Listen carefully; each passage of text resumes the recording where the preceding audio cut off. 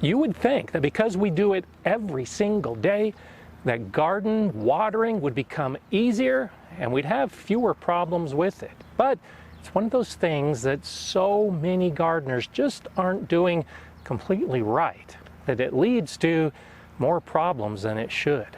Join me today as I share with you 10 common mistakes with watering the garden.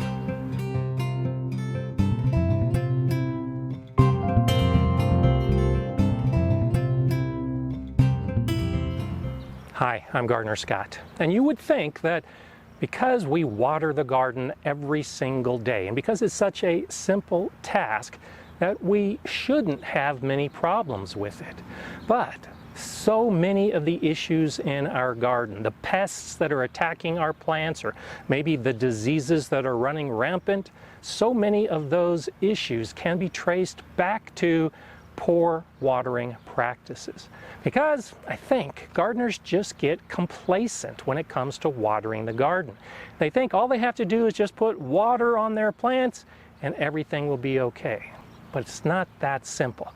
And that's why I want to highlight these 10 things in particular that, if you're not doing them right, could be causing a problem. The first common mistake is watering at the wrong time. Now, you may have heard this expressed as watering at the wrong time of day, and that is an important aspect of it. But I think in general, some of the advice we get is incomplete. You may hear water when the plants need it. Well, I tend to disagree with that. We actually need to water before the plants need it. If we wait until the soil is dry and the plants need water, it's too late. The plant becomes stressed. And that's when some of those pests and diseases can begin attacking the plant. Instead, we need to water before the plant needs it. We need to water to keep our soil moist, so that when it's hot, when the transpiration is taking place and the plants need the water from the soil, it's already there. We've already watered at an appropriate time to keep the soil alive and keep the soil moist, and the plants will benefit from that. There is a best time of day, a more appropriate time of day for most of us to water. It's mid-morning, and this is the time that I usually water my garden. I have very low humidity and very hot days in the summer, so I want to make sure my soil is as moist as possible going into the harshest part of the day, the point when the plants are going to suffer most if the soil dries out. So for me, morning watering tends to be best. But on some of those really dry and hot days, I may also need to come back and water in early evening, because as much water as I put into the ground early, the soil may dry out before nighttime comes. Sometimes the correct time to water is twice a day. If we have overcast skies and it's raining, once a day is often enough. And for those of you in very rainy areas, you may only need to water every 2 or 3 days. You have to look at your own garden and your own soil to determine the best time to water. The second mistake is not checking the soil to see how moist it is, whether it needs water or not. In this bed, I have open soil, and I watered it about 24 hours ago. As I check the soil, the top inch is pretty dry. As I dig down a little bit more, it's starting to be moist. And when I get about 2 to 3 inches deep, the soil is clearly moister than the top inch. I watered this bed also yesterday morning, and the soil's quite a bit different. In this bed, the top is not dry at all. This top inch is actually moister than 2 or 3 inches down in that other bed. And if I go deeper still, well, it's even close to soggy. So how do we explain that difference? 2 beds in the same garden, watered at the same time of day, one is dry and lightly moist, and the other is moist, maybe even a little too much at a deeper level? Well, that leads us to our third common mistake, and that's not using mulch. Mulch is magic when it comes to watering the garden.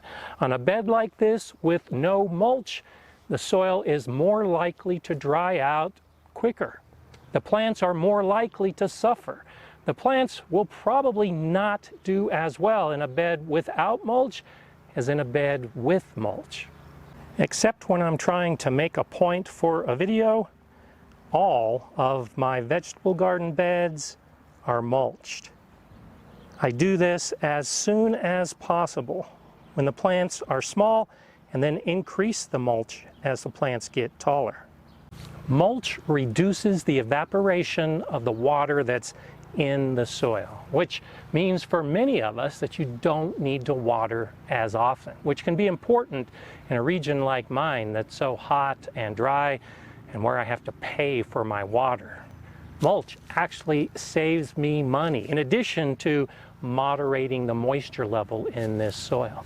But when you use mulch, it could lead to mistake number 4, which is watering on a schedule. This is a very common mistake, and all of us do it. We get on a schedule.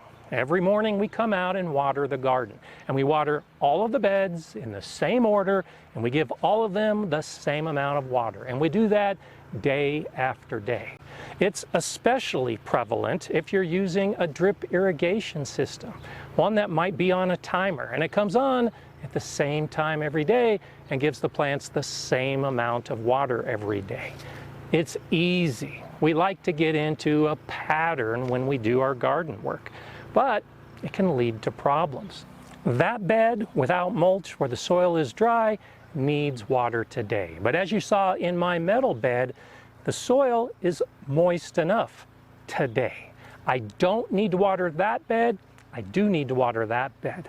This bed falls in between. It has a light layer of mulch. About the top half an inch of the soil is dry, but below that, the soil has adequate moisture. So today, when I water, the first bed gets a full amount of water. The metal bed gets no water.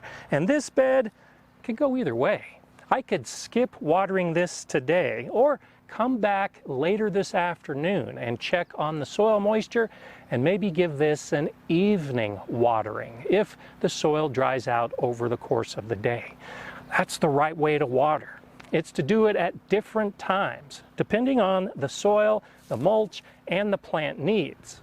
If we're not physically checking the moisture in the soil and whether our plants even need more water, well, it could be a problem. And if we don't anticipate the difference between a bed that's mulched and a bed that's not mulched, it can lead to a problem. And that's the next 2 mistakes that are too common in our gardens: overwatering and underwatering. When we water all the beds the same without taking into account the actual soil moisture, the problems arise. The metal bed where the soil is already moist, maybe even too moist, watering would cause an overwatering situation. If I watered my entire garden, assuming that all of the soil is at that moisture level, well, then that bed with dry soil might not get enough water, which means those plants are going to be underwatered. And the plants themselves need different amounts of water at different stages of their life. These zucchini plants are growing very well right now. They're growing so well that they're using more water than the carrot plants that are on the other end of this bed. And when these plants begin to fruit, well, that developing fruit and that growing fruit requires even more water. The carrots still won't need that much, even when they get mature. Even within the same bed, we have to recognize that some of these plants are going to need more water, and some of the other plants won't need as much. So you have to accept the variability of the plants and their water needs within the garden as a whole, and maybe within the individual beds. The plants themselves will often give you clues as to whether you're overwatering or underwatering. Leaf curl is usually a sign of one or the other. If the leaves of your plants are beginning to curl, get down into the soil and check the moisture before you assume that it's caused by wilting. And then you add more water and you may exacerbate the problem. Tomatoes are a great example of the fruit showing you that something is wrong. If you have blossom end rot, the most likely culprit is overwatering or underwatering. So when that first blossom end rot tomato appears, get down and physically check the moisture level of the soil. Throughout the garden, you're looking for consistent moisture levels of your soil. That may mean water every day, every 2 days, every 3 days, maybe even twice a day. But you have to water to the plant's needs and the moisture level of the soil. When we water, we want the water to go down to the soil, to the roots, to get the best benefit for the plants. This leads us to the next common mistake, and that's overhead watering. Now, for plants that are grassy like this garlic, the water is usually going to run straight down to the soil, and it's not that big an issue. This is one reason why drip irrigation systems and soaker hoses are so great, because they're applying the water directly on the soil surface. But in other beds with leafy plants like this zucchini and these beets and these turnips and this lettuce, when I overhead water, most of the water is staying on the leaf surface. A lot of the water on these leaves is pooling up, or the drops are remaining. In a hot, dry region like mine, that water is going to be gone in no time. Not because it went down to the soil, but because it's evaporated into the dry, hot air. This can lead to another underwatering type of situation. So much of the water we're putting on the bed is evaporating that the plants may not be getting enough. So overhead watering with leafy plants at the same amount as another bed that doesn't have the leafy plants means you're going to have an imbalance. The soil moisture levels are going to be different in each of those beds. And don't think that if the plants are wilting and they look like they need more water, that overhead watering is going to fix the problem. They're wilted because there's not enough moisture in the soil for the plants to take up, or maybe it's just a natural response to a sun that's too hot. The overhead watering is not the answer. You want to get down low at the soil level to give the water that the plants need. Here's a mistake I'm guessing you haven't heard before. It's watering when the water is too hot. We don't even think about it. We just assume that the water coming out of our hose is going to be nice and cool, especially if we're watering in the morning. Well, this morning, when I came out to water my garden, the air temperature was 75 degrees Fahrenheit, and I measured the temperature of the water fresh out of the hose. It was almost 118 degrees Fahrenheit. I've measured my water temperature during the peak of the day, and it's been well over 125 degrees Fahrenheit. I have a black hose and a dark green hose, like many of us do. That's going to heat up the water. You've probably heard that one of the reasons you shouldn't overhead water your plants is because you're going to burn the leaves. Well, that's not entirely true. It rains all the time on our leaves, and the raindrops don't burn them. I think it's a more likely issue that people are watering their plants during the heat of the day without thinking about the heat of the water, and they're burning the leaves with hot water. And especially those young seedlings that might need to be watered 3 or 4 times a day when they're first getting started. If you use 125 degree water on those seedlings, it's going to cause some problems. Some of those seedlings might not survive. And if you're wondering why they're dying, well, it could be because you haven't let the water run to get to the cool water and then water the plants. This next mistake is another one that all of us make, some of us on a pretty regular basis, and that's not using our weather forecast correctly. Now, if you're not regularly looking at the weather and how it's going to impact your garden, you should definitely do it.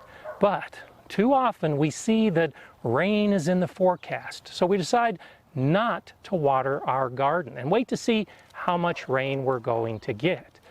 Well, remember, some of the plants may need water earlier in the day. The soil may be drying out and they can't wait for the rainfall. It's better to go ahead and water in the morning, even when rain is coming. The dry soil, in many cases, is going to repel the rainwater that hits it, or maybe it's only going to soak in ½ an inch deep.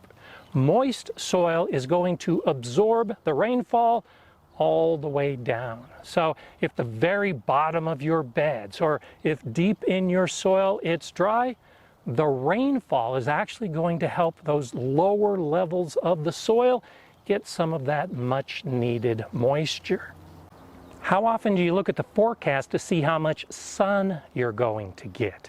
On this bed I have shade cloth shading the tomato and the tomatillos underneath. I don't have to water this bed as much as the other beds that are in open sun. It acts like an overcast day. There's less evaporation of the soil moisture in a shaded area. So if the forecast calls for a lot of clouds, you may not need as much water that day. If it's completely sunny without a cloud in the sky, you may need a little extra water when you check your soil moisture, because there's going to be more evaporation because of the sun. And the wind is an important factor as well, especially if you're overhead watering. Wind is going to dry out the soil and your plants faster than a calm day.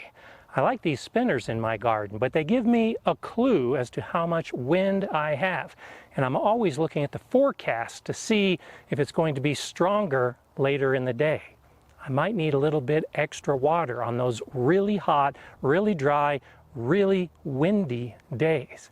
And think about the temperature as well. As the days begin to cool going into autumn, the soil is going to have less evaporation as well. So on cool days, you may not need to water at all. And if you have a period of cool days, you can often go many days between watering, as opposed to my forecast for the next week going to be in the mid to high 90s.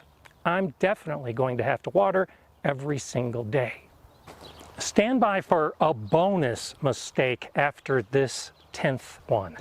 This 10th one is too common, and it's not understanding the watering advice that you get. And it holds true for everything I've covered in this video, but it's especially true for a lot of the advice that you might read or see in a YouTube video or on a PBS show. The person that's giving you that advice has a different garden than yours. Their region, their weather, and their soil is different than yours. The advice they're giving may be appropriate for their plants. It might not be appropriate for your plants. Some of the very first information that I learned in the Master Gardener training I went through almost 20 years ago is that trees should get 1 inch of water per inch of diameter once a week. But does that really make sense for you? Is that guidance that you should follow? I don't think it's appropriate for me. If I lived in Virginia or North Carolina and I had regular rainfall and I had put in some young fruit trees, then supplementing the water with 1 inch per diameter per week might make sense for a tree that's 4 or 5 or 6 inches wide. Where do we put that water? Is it in a small area around the trunk, or is it around the entire drip line? There's more information we need to know. And how old is the tree? Well, This tree is about 1 inch diameter, actually slightly less than that. It's a plum tree that I just put in this year. If I give this tree 1 inch or slightly less than 1 inch of water directly under the drip line, in my Colorado garden over 7,000 feet elevation with humidity in the single digits, the water is going to be used by the tree and or evaporate pretty quickly. And young fruit trees in their first 2 years of growth are establishing their roots. So if the soil isn't moist enough for their roots, these trees aren't going to be established as well as they should, and they might even die. So information presented by a master gardener can be wrong if it doesn't fit you and your garden setting.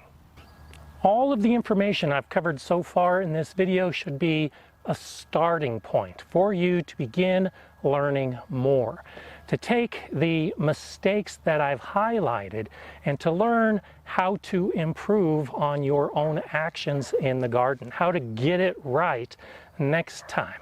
Because there's always more information whenever anyone gives you gardening advice.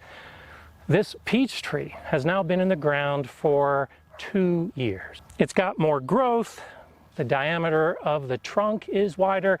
I know it needs more water. But when you see advice that says to water out to the drip line of the tree, yeah, that's great. But I know from experience and from education that the roots of this tree are already extending beyond the drip line, especially in dry regions. So be aware of that. When you're watering a young tree like this, you can water close to the trunk. But big trees, a little drip emitter close to the trunk does almost no good at all. That's a big reason why I've got mulch in this area, deep mulch. So when the soil gets wet, the mulch helps keep this entire area nice and moist. And that leads to the bonus mistake, not understanding how mulch works and assuming that just because it's magical, it's going to solve your problems. In deep mulch like this, it's actually going to hold water away from the soil as much as it's going to hold water in the soil. I'll go ahead and start watering the mulch. It's pooling up. This might be a point that I would go ahead and stop, assuming there's enough. Let's go ahead and water a little bit more. How effective was the water in this area? As I pull the mulch aside, it's moist, now it's dry. Looks like only about the top inch got a good amount of water. As I go down a little bit more, this mulch right here is bone dry. I go down a little bit further, it's dry as well. But when I get to the bottom, I actually see moist soil. Thick mulch is very effective at retaining the soil moisture. It's so thick that that moist soil underneath doesn't dry out. But you have to get that soil moist in the first place. So if you're going to be applying a lot of mulch, water the soil first, then apply the mulch. And don't assume that just because you're putting enough water for the soil on top of the mulch, that all of it is making it down to the soil. Because, especially in these dry regions, this mulch is going to dry out pretty quickly in that top 1 to 2 to 3 inches. But the soil underneath will be nice and protected and moist if you took the right preparation. There's a lot that can go wrong with watering. There's a lot that can go right. And to learn more about some of the things to do and to avoid in the garden, go ahead and watch one of these videos next. I'm Gardener Scott. Enjoy gardening.